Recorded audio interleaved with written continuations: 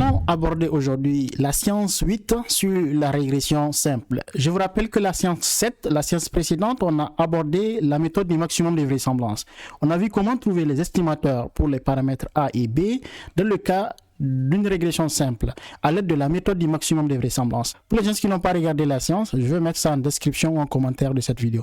À travers la science précédente, on était en mesure de suivre un certain nombre d'étapes jusqu'à déterminer les estimateurs pour les paramètres A et B. Vous voyez, en fait, à la fin de la science, pour les gens qui ont regardé, on était en mesure de trouver l'estimateur A chapeau et l'estimateur B chapeau. Donc, pour les paramètres A et B. D'accord? On a trouvé que A chapeau, l'estimateur par la méthode du maximum de vraisemblance pour le paramètre A, c'est covariance entre x, y divisé par la variance de x. Et B chapeau, et l'estimateur de B, c'est tout simplement y bar moins A chapeau fois x bar. On a trouvé que les estimateurs sont équivalents aux estimateurs donnés par la méthode des moindres carrés ordinaires, MCO. D'ailleurs, la science sur la méthode des moindres carrés ordinaires, c'est la première science. Vous allez trouver le lien en description ou en commentaire de cette vidéo. Vous allez voir que dans la première science, on a abordé cette méthode-là, la méthode des moindres carrés ordinaires. On a trouvé aussi les mêmes estimateurs. Donc, que ce soit la méthode du maximum de vraisemblance ou la méthode des moindres carrés ordinaires, on trouve toujours les mêmes estimateurs. L'objectif de cette 8e science, c'est de trouver un estimateur pour sigma carré. C'est-à-dire, nous voulons trouver un estimateur pour la variance des erreurs. Donc, on veut déterminer un estimateur pour la variance des erreurs, epsilon-i. On a fait une hypothèse la science passée, selon laquelle les epsilon-i suivent une loi normale des paramètres 0 et sigma carré. Et 0 que vous avez ici, c'est l'espérance mathématique d'epsilon i. Et sigma carré que vous avez ici, c'est la variance d'epsilon i. On a fait l'hypothèse selon laquelle la variance d'epsilon i est constante. C'est-à-dire, ici, c'est une hypothèse très forte. C'est l'hypothèse selon laquelle la variance des erreurs est constante. C'est l'hypothèse d'homoscédasticité des erreurs. Donc, nous voulons trouver un estimateur. Comment estimer ces sigma carré? Trouver un estimateur pour sigma carré. Et après, vous allez voir, nous allons nommer ça sigma carré chapeau. Ça va être tout simplement l'estimateur qui va nous permettre d'estimer sigma carré. Et vous allez voir que ça va être très important lorsque vous allez faire les tests d'hypothèse. Lorsque vous voulez tester les coefficients A et B. D'accord? Lorsque vous voulez voir est-ce que A est nul, par exemple. Lorsque vous allez tester l'hypothèse selon laquelle le coefficient A est égal à 0. Okay? Le test de significativité individuelle. Donc, c'est très important d'avoir un estimateur pour la variance d'epsilon i. Et c'est ça que nous allons faire. Nous allons trouver un estimateur pour ça. Je vous recommande vivement de regarder la science précédente parce que ce que nous allons faire actuellement, c'est juste simplement la conséquence de ce qu'on a fait la science précédente. Ce qu'on va suivre, en fait, on va utiliser la fonction de vraisemblance qu'on a utilisée la science passée. On a déterminé ce qu'on appelle la fonction de vraisemblance de l'échantillon y1 jusqu'à yn. On a trouvé la fonction de vraisemblance de l'échantillon y1 jusqu'à yn et on a par la suite trouvé ce qu'on appelle la log vraisemblance de l'échantillon y1 jusqu'à yn. Et c'est cette fonction log vraisemblance, que nous allons utiliser encore une fois. Nous allons la dériver par rapport au paramètre sigma carré. Donc, on a besoin de cette fonction log vraisemblance. Si vous ne savez pas comment on l'a trouver, regardez la science précédente. La science se trouve en description ou en commentaire de cette vidéo. Une fois vous arrivez à comprendre la détermination de cette fonction log vraisemblance, en ce moment, vous allez suivre la vidéo maintenant pour qu'on puisse trouver un estimateur par la méthode du maximum de vraisemblance pour sigma carré. Alors, dans la science précédente, la fonction log vraisemblance de l'échantillon y1 jusqu'à yn, on a trouvé que la fonction de vraisemblance de cet échantillon, on l'a noté, elle, de cette façon. Et on a trouvé ça de cette façon. C'est tout simplement moins n log de sigma fois racine carrée de 2pi moins 1 sur 2 sigma carré, somme pour i allant de 1 à n, de yi moins axi moins b le tout carré. Ça, c'est la science précédente, la science 7. Dans la science 7, on a trouvé cette fonction log vraisemblance. On va l'utiliser encore une fois pour trouver l'estimateur par la méthode du maximum de vraisemblance pour sigma carré. Donc, pour que l'on puisse trouver l'estimateur pour sigma carré, nous allons tout simplement faire la dérivée de la log vraisemblance par rapport à sigma carré. Et une fois qu'on trouve la dérivée de la log vraisemblance par rapport à sigma carré, nous allons égaliser ça à 0 et on va résoudre l'équation. Après la résolution de cette équation, on va trouver sigma carré chapeau. On va trouver l'expression de l'estimateur. Donc c'est ce qu'on va faire. Mais avant de faire ça, nous allons mener une petite transformation au niveau de la log vraisemblance. Regardez, au niveau de la log vraisemblance, on a quelque part sigma. Vous voyez ici, nous on veut sigma carré. Vous voyez ici, on a sigma carré ici. Nous voulons avoir sigma carré parce que le paramètre en question, c'est sigma carré et non sigma. Donc, on va jongler ici pour faire apparaître sigma carré, mais c'est pas compliqué parce que je sais que sigma peut être écrit de cette façon. On peut dire que c'est sigma carré, le tout à la puissance 1,5. Vous voyez? Et en développant, vous allez voir que ça va faire 2 fois 1,5 et les deux vont se simplifier, ça va revenir à sigma. Et également ici, j'ai racine carrée de 2pi. Je vais, en fait, au lieu d'écrire racine carrée de 2pi de cette façon, vous savez, on a une autre manière d'écrire racine carrée de 2pi. On peut dire que c'est tout simplement 2pi, le tout à la puissance 1,5. C'est la racine carrée. Du coup, en fait, ce que je vais faire, je vais remplacer sigma par sigma carré à la puissance 1,5 et racine carrée de 2pi aussi, je vais remplacer ça par 2pi à la puissance 1,5. Je veux que, en fait, j'ai les mêmes puissances ici. Vous allez voir pourquoi. Donc, voilà ce que je vais faire. Donc, la log vraisemblance est égale à tout simplement moins n fois logarithme de... Maintenant, je vais écrire sigma de cette façon. Donc, je vais dire que c'est sigma carré, le tout à la puissance n, 1,5, multiplié par... Maintenant, 2pi, racine carrée de 2pi, je vais l'écrire de cette façon. Je vais dire que c'est 2pi, le tout à la puissance 1,5. Et je ferme la parenthèse de la fonction log. Et je fais par la suite, j'ajoute maintenant le reste, c'est moins 1 sur 2 sigma carré somme yi moins axi moins b, le tout au carré. Très bien. Là, vous voyez, ici, j'ai puissance 1,5, je peux regrouper sigma carré et 2pi ensemble et je vais garder une seule puissance. Du coup, je vais avoir la log vraisemblance qui est égale à moins n fois log de tout simplement sigma carré multiplié par 2pi et maintenant j'élève à la puissance 1,5. J'ai juste regroupé moins 1 sur 2 sigma carré somme yi moins axi moins b, le tout au carré. Voilà. Là, en fait, je vais utiliser une propriété intéressante de la fonction log qui dit tout simplement log de a à la puissance x. Donc, c'est x qui descend multiplié par log de ce qui est en bas de la puissance, c'est-à-dire log de a. Donc là, j'ai log de a à la puissance x, ça fait x, la puissance descend multiplié par log de a. Donc, c'est ce que je vais appliquer ici. Ici, ma puissance c'est 1,5, donc ça va descendre. Donc, ça va arriver au niveau de n. Donc, ça va faire moins n divisé par 2. D'accord? Le 1,5. Donc, il est là. Multiplié par log de ce qui est en bas de la puissance. Donc, c'est log de sigma carré multiplié par 2pi. OK? Multiplié par 2pi moins 1 sur 2 sigma carré somme yi moins axi moins b, le tout carré. D'accord? Là, donc, là aussi, je vais appliquer notre propriété qui dit log de a fois b, c'est log de a plus b. Mon a, c'est sigma carré et ça, c'est mon b. Donc, on va sommer tout simplement. Du coup, on va voir ici. On va trouver moins n 1,5.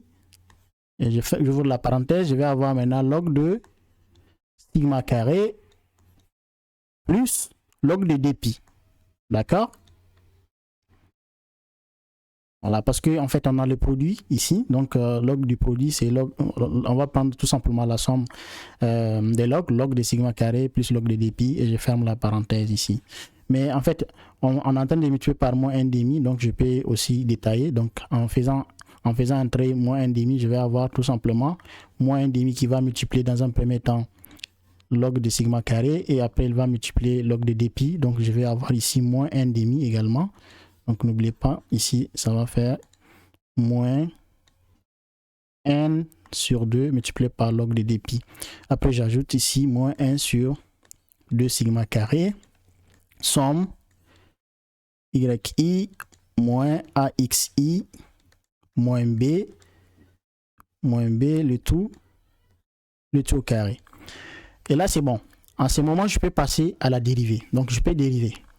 Je vais dériver la log vraisemblance par rapport à sigma carré. D'accord? Par rapport à sigma carré. Et là, je trouve... Déjà, j'ai moins 1,5 ici, qui est constante. Donc, je garde ça, moins 1,5. Donc, je garde la constante qui multiplie log de sigma carré. Parce que moi, je vais dériver log de sigma carré. Donc, la constante qui multiplie log, donc, va rester. Vous saviez que la dérivée de log de sigma carré, c'est tout simplement 1 sur sigma carré. D'accord? Pourquoi c'est un sigma carré? C'est très facile. J'ai juste utilisé la dérivée de log d'une fonction u quelconque, la dérivée de log de u, une fonction u. Ça va être tout simplement la dérivée de u, la fonction qui est à l'intérieur de log, divisé par la fonction u. Et on sait très bien que notre u c'est sigma carré. Donc notre u c'est sigma carré. Et lorsque vous dérivez u par rapport à sigma carré, parce qu'on entend de dériver par rapport à sigma carré, donc on dérive sigma carré par rapport à lui-même, ça fait 1. Ce qui fait que nous allons trouver 1 au niveau de la dérivée. Et on divise par mu. Donc notre mu c'est sigma carré. Donc ça fait 1 sur sigma carré. C'est très facile. Donc ça c'est la dérivée de log de sigma carré par rapport à sigma carré. Donc ça fait 1 sur sigma carré. Donc on vient de dériver cette partie-là.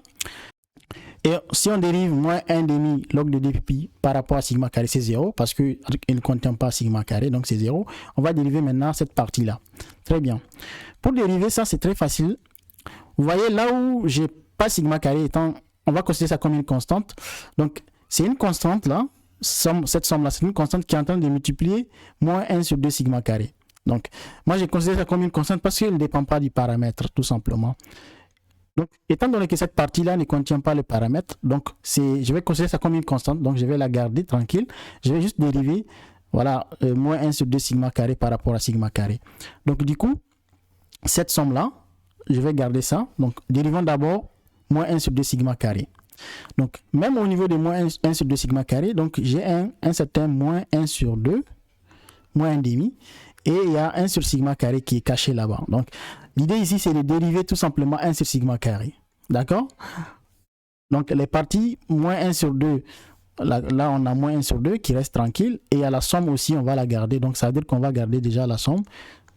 Allant de 1 à n, yi moins axi moins b, le tout au carré. Donc, c'est tout simplement 1 sur sigma carré que je vais dériver parce que vous voyez il y a 1 sur sigma carré qui est caché, donc c'est 1 sur sigma carré qu'on va dériver. La dérivée de 1 sur sigma carré ça donne quoi? Parce que c'est ça que j'ai besoin maintenant, je vais multiplier ça à ce niveau là. Donc c'est comme si j'ai une fonction ici 1 sur f et vous voulez dériver 1 sur f, on sait très bien que la dérivée c'est tout simplement moins f prime, c'est-à-dire la dérivée de f et on divise par f au carré. Et notre f ici c'est sigma carré, donc c'est sigma carré. Et donc nous dérivons donc f. Donc la dérivée de f ici, c'est tout simplement 1 parce qu'on est en train de dériver par rapport à sigma carré. Donc si on dérive sigma carré par rapport à lui-même, ça fait 1. Donc ça fait 1. Donc il ne faut pas oublier le moins ici. Donc ça fait moins 1. Donc ça fait moins 1 divisé par f au carré. Et mon f c'est sigma carré. Donc ça va faire sigma au carré au carré. C'est-à-dire sigma au carré élevé à la puissance 2. Donc c'est f au carré, donc f c'est sigma carré, donc ça va faire sigma à la puissance 4. Donc ça fait sigma à la puissance 4. Ce qui fait moins 1 sur sigma à la puissance 4. Donc je vais multiplier ça à ce niveau-là. Donc la dérivée, donc finalement, il ne faut pas oublier d'ajouter la dérivée donc, de 1 sur sigma carré. D'accord? Donc c'est à ce niveau. Je vais l'ajouter. Donc avant, donc je vais l'ajouter. Donc c'est moins 1 demi multiplié par la dérivée de 1 sur sigma carré, donc c'est la dérivée donc de 1 sur sigma carré qu'on va ajouter maintenant. Donc ça fait moins 1 sur sigma à la puissance 4, multiplié maintenant par, on multiplie par la somme là, donc la somme il reste tranquille, donc somme pour i allant de 1 à n, yi moins axi moins b, le tout au carré, voilà. Voilà la dérivée qu'on vient de faire. Nous venons de trouver la dérivée de la log vraisemblance par rapport à sigma carré. On va égaliser ça à 0 maintenant pour résoudre l'équation. D'accord? On va arranger un peu les choses. Déjà ici nous avons moins n sur 2 sigma carré. Donc c'est ici moins n sur 2 sigma carré. Moins, ici vous avez moins, ils vont se multiplier ici. Moins fois moins ça fait plus. Donc ça fait plus ici. Donc on va avoir 1 sur 2 sigma à la puissance 4. Donc c'est 1 sur 2 sigma à la puissance 4. Multiplié par la somme. D'accord? Pour i allant de 1 à n. yi moins axi moins b. Le tout au carré. C'est égal à 0. D'accord? Allons-y, on va factoriser par moins 1 sur 2 sigma carré. Vous voyez ici, je peux factoriser par moins 1 sur 2 sigma carré. Là aussi, on peut avoir moins 1 sur 2 sigma carré. C'est facile à faire. Donc, cela implique que je vais avoir ici, je vais factoriser par moins 1 sur 2 sigma carré, facteur 2. Il va me rester n ici, donc ça va rester n. Et ici, je vais avoir, il va rester quoi? Comme j'ai factorisé par moins 1 sur 2 sigma carré, déjà, ici j'ai plus. Donc, il faut absolument avoir moins ici. D'accord? Pour que lorsque je développe, je puisse avoir plus. Donc, si je factorise par moins 1 sur 2 sigma carré, il va rester 1 sur sigma carré. D'accord? Parce que les deux vont partir, il y a un sigma carré qui va sortir aussi. Donc, il va rester 1 sur sigma au carré. Parce qu'il y a 4 ici, donc ça va rester sigma carré. Multiplié par somme pour i allant de 1 à n de yi moins axi moins b le taux carré. Et je ferme la parenthèse. C'est égal à 0. Pour que cette quantité soit égale à 0, on sait déjà que moins 1 sur 2 sigma carré ne peut pas être égal à 0. Par conséquent, c'est cette partie-là qui doit être égale à 0. Cela implique finalement à dire que n moins 1 sur sigma carré somme de yi moins axi moins b au carré qui doit être égal à 0. Okay? Je vais tout simplement amener moins 1 sur 2 sigma carré, cette somme-là, de l'autre côté de l'égalité. Cela me permet de dire que n est égal, il va devenir positif si je l'amène de l'autre côté. Donc, ça va faire 1 sur sigma carré, somme de yi moins axi moins b, le taux carré. Et à partir de là, ce que je vais faire, je vais tirer sigma carré. En faisant la règle de 3 ici, vous allez trouver que n sigma carré qui est égal à somme yi moins axi moins b, le taux carré. Et je vais tirer sigma carré. Donc, je trouve que sigma carré est égal à cette somme-là. Somme de yi moins axi moins b, le taux carré divisé par n. Voilà. Maintenant, comme je vais avoir l'estimateur, et je connais déjà que l'estimateur de A, c'est A chapeau. On l'a trouvé la séance passée, c'est A chapeau. Et l'estimateur de B, c'est B chapeau. Donc, il est temps de remplacer A par son estimateur et B par son estimateur. Du coup, je vais avoir sigma carré chapeau est égal à somme pour i allant de 1 à n, yi moins A chapeau xi moins b chapeau, d'accord, au carré. Et c'est que vous avez divisé par n. Et là, ce que vous devez comprendre, c'est que en réalité, ici, c'est le résidu au carré. Ça, c'est le résidu au carré. C'est-à-dire que sigma carré chapeau est tout simplement égal à la somme pour i allant de 1 à n des résidus au carré, c'est-à-dire epsilon chapeau i au carré divisé par n. Pourquoi je vais l'appeler résidu? C'est simple parce que là, c'est que vous avez, ça c'est yi observé réellement, et ça c'est ce que le modèle nous donne. C'est-à-dire que si vous factorisez par le signe moins ici, vous allez avoir yi moins, tout simplement, si je factorise par le signe moins, a chapeau xi plus b. Je ferme la parenthèse. C'est juste simplement cette partie-là. Je m'intéresse à cette partie. Donc ça, c'est y réellement observé pour l'individu i. Et ça, c'est ce que le modèle prédit. Et ça, on note ça, i chapeau. Ça, c'est que le modèle estime, c'est-à-dire la valeur estimée ou bien la valeur prédite par le modèle. Et ça, c'est la valeur observée réellement. Donc, c'est yi moins y chapeau i. Et ça, c'est ce qu'on appelle ei chapeau. Ça, c'est le résidu du modèle. C'est tout simplement l'écart entre ce qui est réellement observé, d'accord, ce qui est réellement observé, et ce que le modèle prédit. Et ça, on l'appelle le résidu. Donc, c'est pourquoi j'ai nommé epsilon i chapeau. C'est le résidu. Donc, c'est l'erreur prédite, en fait, si vous voulez. C'est l'erreur prédite par le modèle. C'est l'écart entre yi et yi chapeau.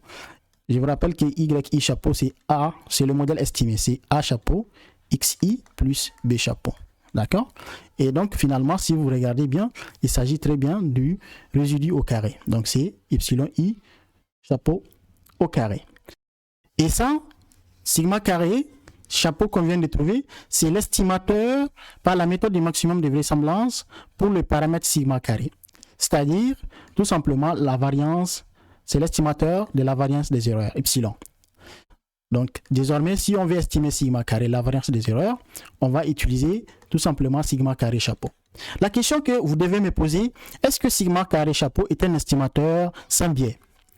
Vous allez voir que la plupart dans les bouquins, vous allez voir que l'estimateur de sigma carré, c'est sigma carré chapeau qu'on utilise, mais sous la forme suivante. C'est la somme de epsilon chapeau carré divisé par n-2.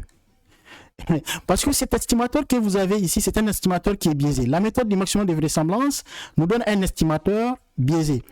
Mais la question que je vais vous poser cette fois-ci, comment démontrer que sigma carré chapeau, qui est la forme suivante, somme de epsilon i carré divisé par n, est un estimateur biaisé?